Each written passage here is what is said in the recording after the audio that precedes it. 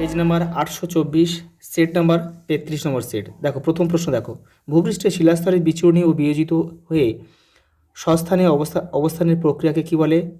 আবহবিকার।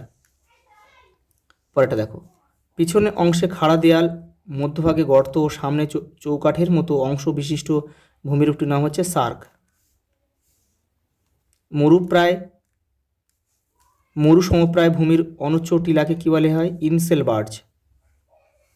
বায়ুমণ্ডলের যে স্তরে মৌক্তিক মেঘ দেখা যায় সেটা হচ্ছে স্ট্র্যাটোস্ফিয়ারে। বায়ু প্রবাহের গতিবেগ মাপার একক হচ্ছে নট, আর বায়ুর চাপ মাপার একক হচ্ছে মিলিবার। আর্দ্র শীত ঋতু ও শুষ্ক গ্রীষ্ম ঋতু যে জলবায়ুর বৈশিষ্ট্য সেটা হচ্ছে ভূমধ্যসাগরীয় জলবায়ু। কোন স্থানের জলভাগের দুটি জোয়ার সৃষ্টির অন্তর্বর্তী সময় হচ্ছে 12 ঘন্টা 26 মিনিট। ওটা দেখো, বর্জ্য ব্যবস্থাপনার পদক্ষেপগুলি হলো পরিমাণ হ্রাস, পুনর্ব্যবহার, পুনর্নবীকরণ, আর সবগুলি। উত্তর সবগুলি হবে। ভারতের পশ্চিমতম বিন্দু কোনটা? গুহার মোটর। আর ইন্দিরা কল হচ্ছে উত্তরতম। আর কিবুথুর এটা কিবুত আছে, এটা কিবুত হচ্ছে পূর্বতম।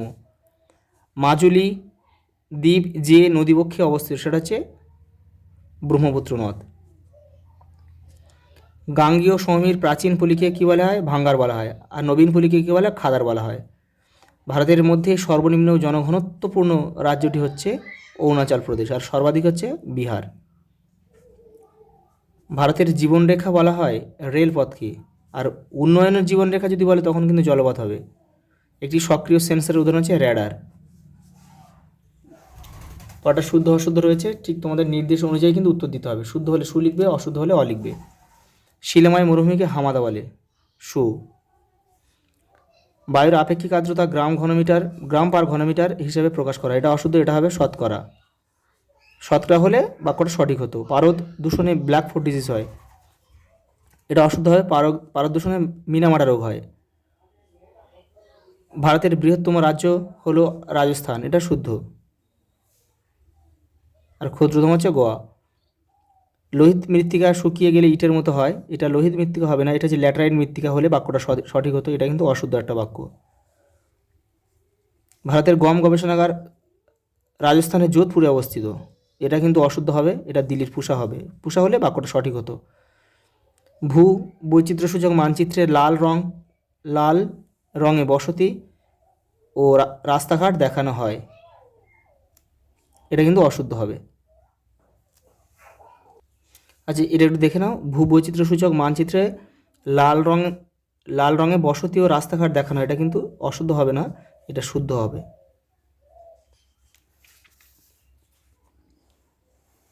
পরেরটা দেখো, শূন্যস্থান পূরণ। মহাদেশীয় হিমবাহের প্রান্তভাগে নুনাটাক দেখা যায়। দুইটা দেখো, মিসিসিপি অববাহিকায় সৃষ্ট ক্রান্তীয় ঘূর্ণবাতকে টর্নেডো বলে। মরাকোটাল সৃষ্টি হয় কৃষ্ণ ও শুক্লপক্ষের অষ্টমী তিথিতে। ভরাটকরণের মাধ্যমে জৈব ভঙ্গুর বর্জ্য বিয়োজনের পদ্ধতি হলো ল্যান্ডফিল। রেগুর মৃত্তিকায় উৎপাদিত প্রধান ফসলটি হলো তুলা বা কার্পাস। বেঙ্গালুরুকে ভারতের সিলিকন ভ্যালি বলে। দেখো, 72/10 সূচকের ভূ বৈচিত্র্য সূচক মানচিত্রগুলি ইঞ্চি সিটের হয়। দেখো এসে কিউ দিয়েছে, দেখে নাও একটু। দেখো, উৎস অঞ্চলে নদীর জল সংবহনের এলাকাকে কী বলে? ধারণ অববাহিকা। সমুদ্রপৃষ্ঠের বায়ুর প্রমাণ চাপ কত? 10^25 মিলিবার। ট্রোপোস্ফিয়ারের ঊর্ধ্বস্তরে দ্রুতগতিসম্পন্ন বায়ুপ্রবাহের নাম কি? জেড বায়ু। তেজস্ক্রিয় বর্জ্যের একটি উদাহরণ হচ্ছে ইউরেনিয়াম ধোয়া জল। পশ্চিমঘাট কোন শ্রেণীর পর্বত? তির্যকচ্যুত স্তূপ পর্বত। বৃষ্টির জল সংরক্ষণে ভারতের কোন রাজ্য অগ্রণী ভূমিকা নিয়েছে? তামিলনাড়ু। গুরগাঁওয়ে কোন শিল্পের গুরুত্বপূর্ণ কেন্দ্র? মোটর গাড়ি নির্মাণ। ভারতীয় সর্বেক্ষণ বিভাগের সদর দপ্তর, সর্বেক্ষণ বিভাগ মানে সার্ভে অফ ইন্ডিয়ার সদর দপ্তর কোথায় অবস্থিত? উত্তরাখণ্ডের দেরাদুনে অবস্থিত। দেখো ছকটা, কারিয়া কি?